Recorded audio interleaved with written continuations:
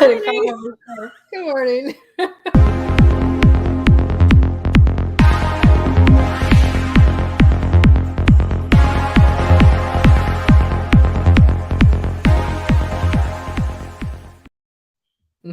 Hi. I think my clock is off from Facebook. Why? I don't know. I'm just looking at something on Facebook and it said we would be live in like 10 seconds. I'm like, but it's 10. That's okay. That's okay. So we started with you coughing. So that's a good indication that the reason why we've been away for a couple of weeks. Because I've been not good. So I'm better today. I'm better. I have my coffee. I'm better today. I'm still coughing, but there is light at the end of the tunnel. It's been a long one. And how has the COVID journey been? You know, it's interesting because the older you get, I'm just moving my phone here. The older you get, the longer it takes to get better out of anything. So I guess, you know, you sprain your ankle, it takes longer. You do it, you know what I mean? Everything takes longer. So you have to come to the realization that, hey, that's how it is. And you just have to make do. So it really pisses you off, right? Though, when you're sick and you can't do your stuff. And, you know, before you're sick, you have all these deadlines. Yeah. You have to get them done. You have to get them done. You have to get them done. And then you get sick and it's like, oh, well, there's nothing that you can do. And I guess that's the positive and the negative, right? There's nothing you can do. You just have to wait it out. And the unfortunate part with COVID is that your brain, like, I could probably be sick from here down. Like, if I broke something, as long as I could be at my computer, I'd be okay. Yeah. But then your brain doesn't work because you're like, I think there was one day you were like, I'm good today. And then a half an hour later, and we're done. Yeah. Exactly. So, you know, but anyways, it's, I get to a certain point and then you're done. I mean, it's interesting because what happens is sometimes, like for me, when I'm sick, I couldn't watch TV. I couldn't do work. But what I did do was like watch stuff on my computer that was interesting for down the road for business. And it's stuff that I would have never had time to watch before. But because I was sitting on the couch and couldn't focus on much, I focused on it, which was kind of interesting. So that was great. So anyways, it is what it is. You have to make sure you get back on the horse. Start all over again. But you're right. I mean, I know people who are like teenagers, like 15 to kind of 18. They get sick for like, what, a day, maybe 2? A day, yeah. Like, yeah. Yeah, I was sick. I was down for a week. You were down for 2. Yeah. And I just, like I said, you just have to acknowledge the fact that, okay, I can't do anything here. So, so stop getting mad at yourself because it's not helping. Well, you do have to let yourself recover, and you get frustrated, and people are like, well, I can't do this, or I have to do this. I have to do this. I have to do this. Deadlines. But you know what? Sometimes you just have to go, I can't. No. And give yourself that time to actually recover. And then sometimes you spend time reading ridiculous things that you get, because I never read my email, but ever. So if anyone sends me stuff, good luck. So I was cleaning out my box, and then, you know, this week I got Goop's newsletter, Gwyneth Paltrow, which I just love pushing on that one. And it was interesting because it's just, when people live in a bubble, right? She's got like, you know, a gazillion dollars and millions of followers. And I don't understand why people follow her. I unsubscribed this week. I don't know why people follow her, because it's so beyond ridiculous. You know, the fact that she, you know, posts, you know, here's my favorite skirt for $2,000, or here's, you know, whatever. It's not reality. This week it was like, my favorite treat at the grocery store is cauliflower pasta. And it was just like, well, you know, most people would say Twizzlers or potato chips. You know, I don't think cauliflower pasta would top my list. No. And then the other one was how I don't know what she referred to it as, but her new thing about drinking is she allows herself to have 1 drink a week. So it's either a whiskey or a small glass of red wine. it's just kind of annoying to even tell us that. Why do you have to tell us? Like, if you don't want to drink or, whatever, then don't. But like, are you hoping other people will do the same? I just find her incredibly annoying. Maybe that's just me. Maybe it's But just you were also sick, so your level of tolerance goes down dramatically when you're not feeling well, right? You're just like annoyed by everything. It's true. And I mean, you don't have to, whatever we say, you don't have to agree with us. Absolutely. But it's just sort of obnoxious to be, in that bubble. I prefer people like Elon Musk, who has $260 billion and says, I'm just going to buy Twitter for $40 billion. Why? Because I don't know, it has nothing else to do with my money. And I think it should go to free speech again. I appreciate him because here's the difference. He's saying, I got nothing to do with my money anyway. So I might as well spend it on something but like, she's just annoying. She's just like, oh, you must buy this, like I said, this outfit for $5,000. Like, he's not telling you to go buy Twitter. Right. Yeah. And it's actually interesting because there's a whole, there's a luxury sort of lifestyle, right? There's people that go, I love luxury. I'm not ashamed of loving luxury and all that kind of stuff. But then there's also, and I have no issue with that. You want to go stay in $1 million place for a week, go ahead. Yeah. But it's the flaunting it. Exactly. There's the difference between enjoying luxury and flaunting the luxury. Yeah, exactly. So anyway, that's my, can I complain about anything else this week? We can complain about Walmart. Did we complain about them already?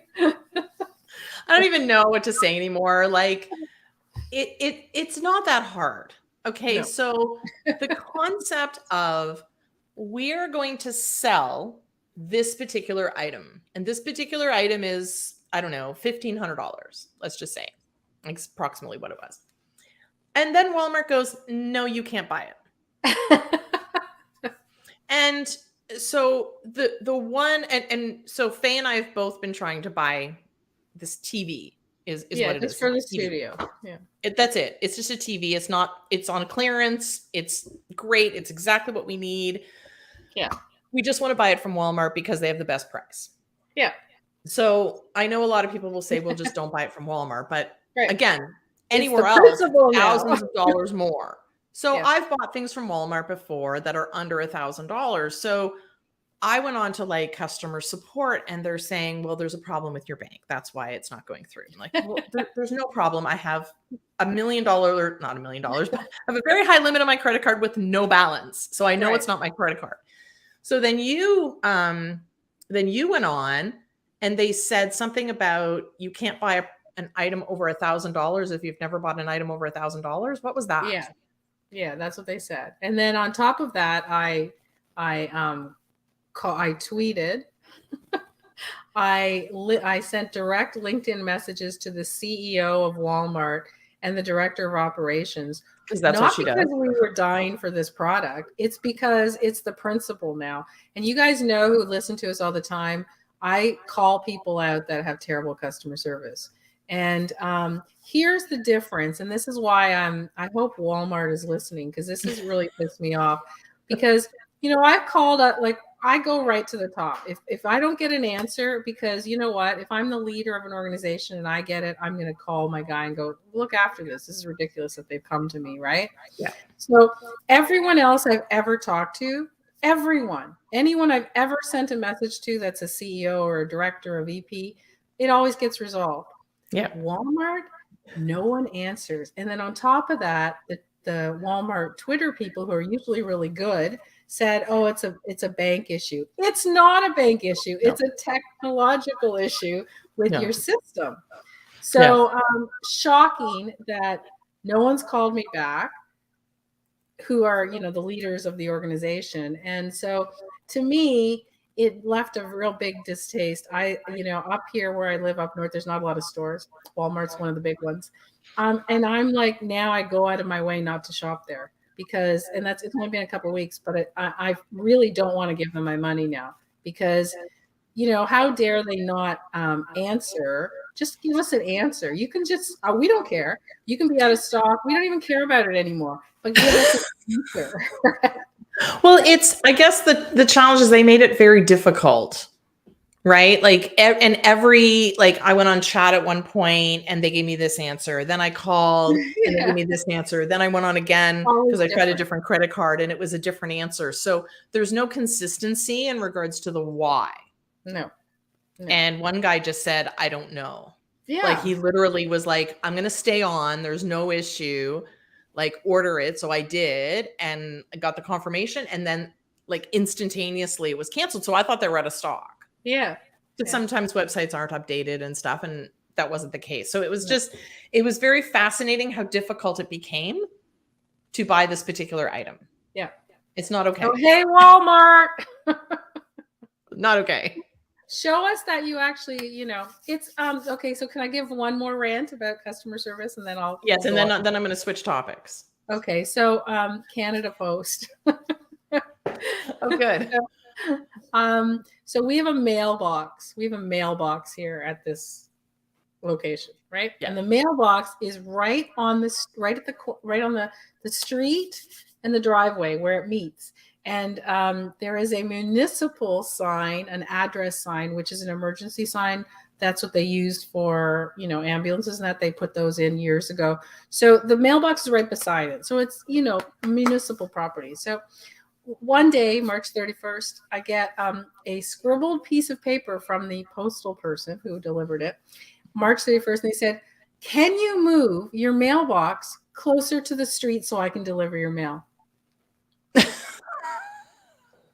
The mailbox is on the street. It can't get in, just for context, it's on the road. Yeah. It can't get any more on the road unless it's on the road. So I haven't got mail since March 31st. That's insane. And I called, I called Canada Post yesterday and I said, look, I don't know if I have bills. I don't know what's going on. Here's a letter. And I said, and they're like, well, we'll call, supervisor can call you in 2 days. And then we'll put something else out to the local post that will find an answer within, I think it was 7 days. And I'm like, March 31st, isn't it, from what I know, if there's any lawyers out there, isn't it illegal to not deliver my mail? That's illegal, I think, right? To hold your mail. To hold your mail without cause. But to them, they have cause. So anyways, so that I just wanted to say, like, how, like, what, did everyone get lazy in the world? Like, I don't understand. They want to be able to roll down their window and pop the mail out of into the box. You can do that. I mean, if you want to, sure. Unless you have really short arms or something. I know, but it's that close that they could drive their car right up. Yeah, they can drive their car right to the box, but for some reason, it's not close enough. So, anyways, kind of like the people who deliver like the papers in like a subdivision. Yeah, you'll get the ones that are like very good. They will actually stop their car. They'll take it. They'll bring it to your front door, and they'll put it by your front door. And then there's ones that they just throw it out the door of the car, and it's at the end of your driveway. Well, I'm just wondering if, the world is going to hell. I mean, everyone's getting lazy. I read, I don't know if you read it. I read something about the, what's the generation called now that they're giving the name to? I can't remember. Y, X, we're Z. I don't know, but we're X, Z, Gen Z. What they said was that they don't want to work. Like, they all just want to just like work from home, being an influencer. Nobody wants to work. Nobody wants to, they don't care about, the traditional lifestyles, and they're just not interested. And I just thought, well, how do they think that things are going to get done in the world? Like, how is their food going to be produced and their cars get made? And so, but it's fascinating to me because you see it more and more. People are just getting lazier and lazier. And that's at the point where, like, well, how do you expect to survive if you don't, do your job or work? I mean, maybe, I don't know, maybe the world is going to hell and there's going to be universal minimum wage coming in and everyone's just going to sit at home eating their Twizzlers, not their cauliflower. Not their cauliflower pasta. Well, it was interesting. Speaking of that, I saw a post, I don't know, yesterday, the day before, about networking events. So they said, because we've been doing this online for the last couple of years, are you going to be returning to in-person networking events, or are you going to continue to do them online, and Right. why? Right. And so I started reading the comments because I was interested. I was fascinated because we do a lot of stuff online, absolutely, but I do miss humans Yeah. and seeing them in person and in You 3D. miss them more than me. Yeah. So, but I was fascinated by all the comments, and it wasn't necessarily whether they were staying online or whether they were going in person. It was the why. Right. And the people who said, and most of the people said they wanted to stay online. And the reasoning was because it's easier. Right. It wasn't because they felt that they were able to connect with people, correctly, or they were still able to make those connections, even though it was through the computer screen, or how the networking events have evolved through the online platforms and stuff like that. It was because it's easier. Yes. And I'm like, well, hang on a second. Everything is, everyone got lazy.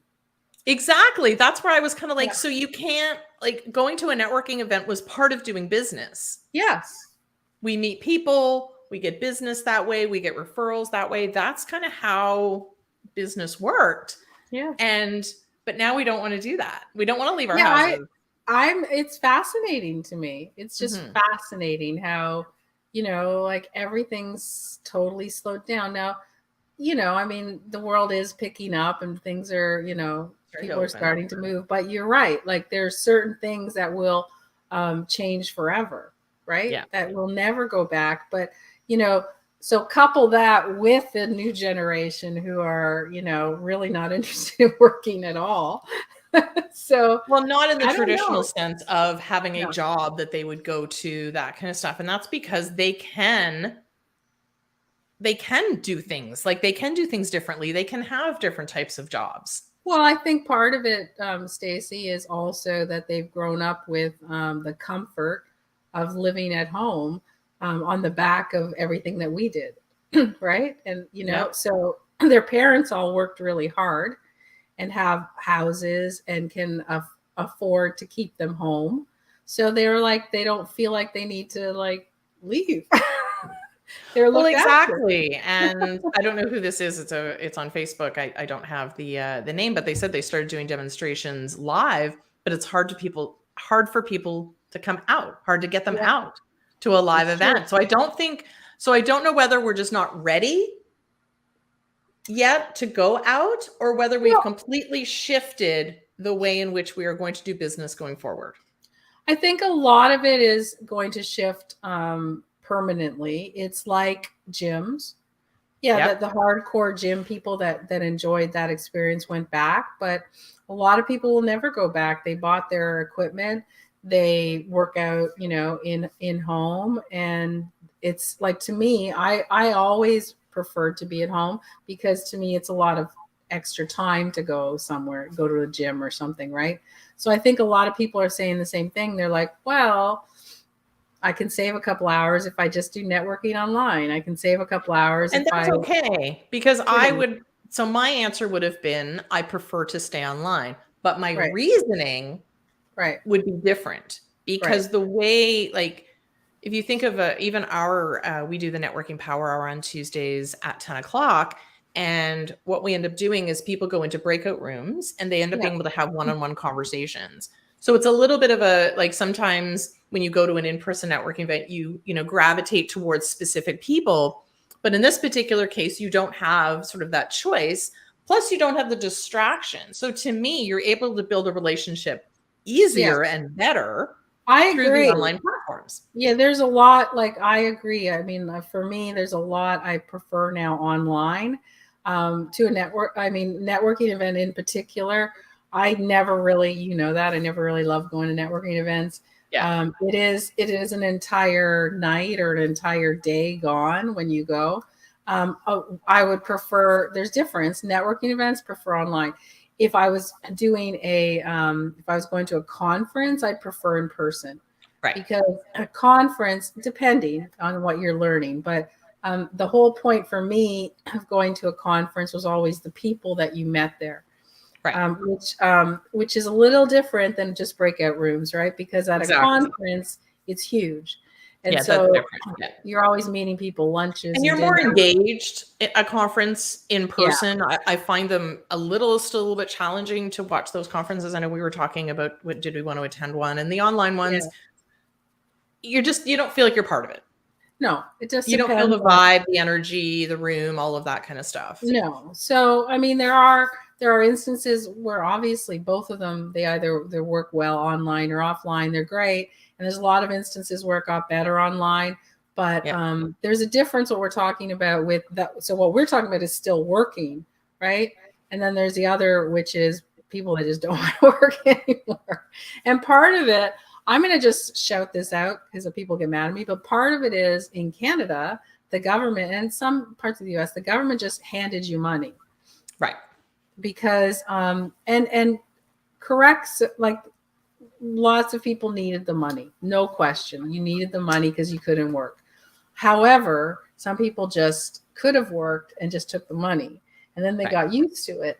And they said, oh, I'd rather make a minimum universal wage, so to speak, and stay at home than go out there and work. And that's what's what I find is interesting, because though, like a minimum, if you look at a minimum universal wage, that's really like a blue collar wage, but not a blue collar wage in terms of, waitressing and things like that. Not ones where you're making oodles of money in a factory or something.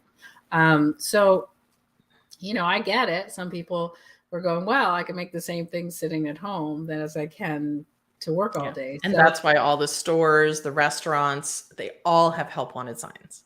Everybody. If you want to work, there are jobs out there. There's lots of jobs out there, but nobody wants to actually go in and work. So, whereas I think it's just everything's different, right? So with this different generation, everything's different. But, when I was growing up anyways, there wasn't a question. You just work because you didn't have a choice, right? You worked through school because you needed to pay to go to school. Exactly. You didn't have a choice. And maybe it's just where I lived in my economic background. And I'm sure there was other areas where people didn't work as much. But I think back in that day, just like previous to me, they worked even harder, right? So my parents, absolutely, who were immigrants, worked 7 days a week. They came to this country, had to work 7 days a week to make sure they made money for their kids and to have a better life. And, so they worked even harder, right? And I think I worked ridiculous amount of hours and I still do in my career, but it less than they did. So I don't know if it's just the trend and that's how. Well, it is going down, because you think about like our parents' generation, some of them didn't even graduate high school. No. Because they had to work to help support the family, right? Or younger siblings and stuff like that. Then it came to sort of our generation where, I don't know about you, but when I turned 16, I was expected to work. Like it was just kind of one of those things. Like when you're able to work, you worked. And I worked my way through high school and university and paying for different things, still graduated. So we kind of went from now we're going in a way that, I think, unfortunately, I think we talk about that, the 6-year success, right, of making money online. But they see these people who are like making millions of dollars through TikTok during the pandemic. And they're like, well, if they can do it, I can do it. But they don't realize the work that it takes that goes into that. And we talk about many times about your son Jack, who's was it the 6-year overnight success? Yeah. Like he did like 400 videos later, it caught on. Right. So people don't realize that, like it's funny because we've talked about it before. We have clients that say, oh, I did a video on YouTube and, I'm not going to do it because nobody watched it. Well, you did one. Nobody's going to see one. Singular. And now there's a big, huge problem coming out because in Canada, they're coming out with this C11 bill, as you know. Yep. I hope to God it doesn't get passed because people don't really understand it. So what is the C11 bill? So basically they want to, back in the day, they did a bill where they would, for the radio in Canada, that they would have to put Canadian music on in certain amounts. Well, the C11 bill is basically they want to force you to watch YouTube content that's made in Canada first. And so what, there's a lot of reasons that I'm not happy with this. Number one is the fact that a YouTube creator like my son will their livelihood will be cut significantly because their videos now they have to show, they don't show what's trending or what's important. They show, Canadian content. Well, if Canadian content's crap, I don't want to see it. Right. Well, and the fact that his audience is not Canadian. They're not Canadian. So the biggest challenge that I was watching this video on it, the biggest thing that I saw was that they're going to take his content because he's Canadian and show it to Canadians, but they're not interested. Therefore, his viewership is going to go dramatically down because they're not watching the videos because his audience is not Canadian. Yeah. And I don't following. I mean, I don't know what it's the Liberal and NDP government right now that are, going to pass this. I don't know what they're thinking.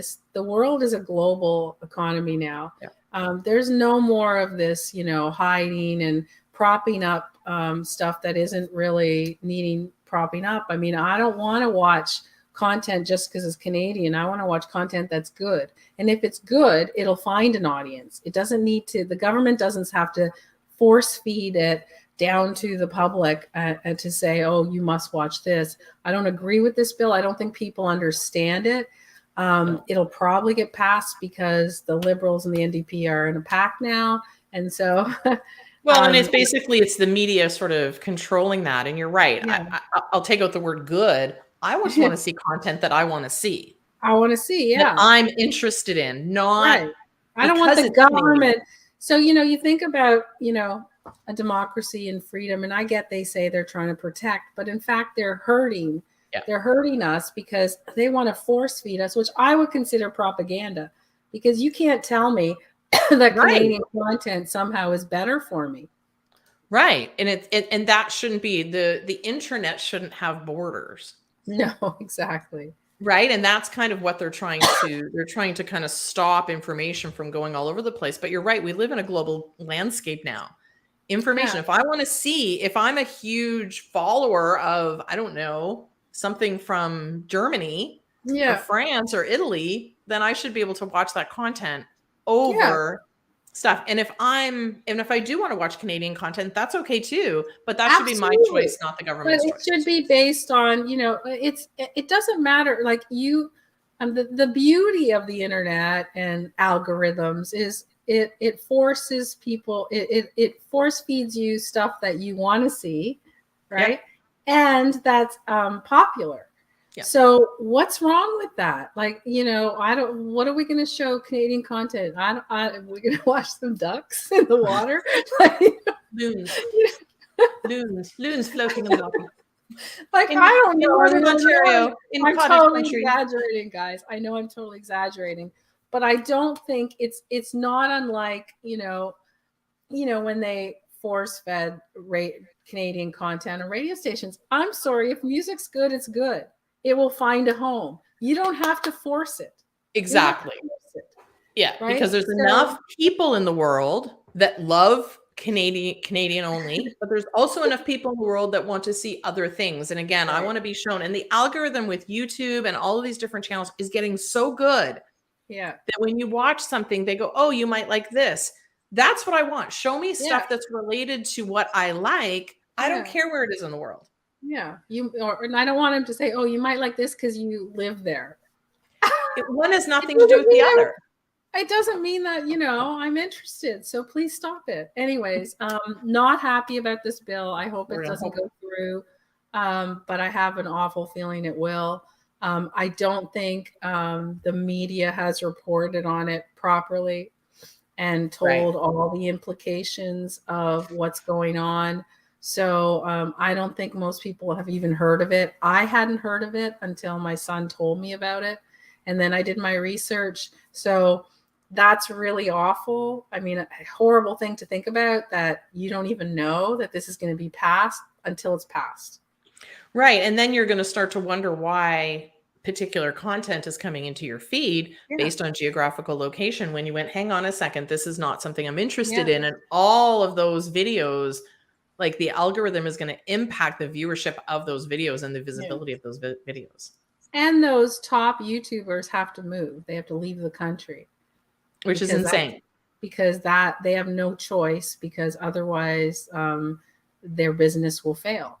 So they're Canadian creators, not global creators. Right. So they're going to have to move out of the country because the government, for some reason, thinks that this is a good idea. I don't understand who. Yeah. But anyway. Very weird. Yeah. It's very weird. Okay, those are all my rants today. See, I'm back and ranting. Well, after 2 weeks, she had a lot to say. I did. So next week we will be back at our regular time. Today was an hour later, and that was because of a personal appointment that I had to deal with. So, and don't even get me started on technical issues on that one, because that could be a whole other rant, but that's okay. I'm going to let you guys go today, and we will see you next week, regular time, same bat channel, same bat time. Bye.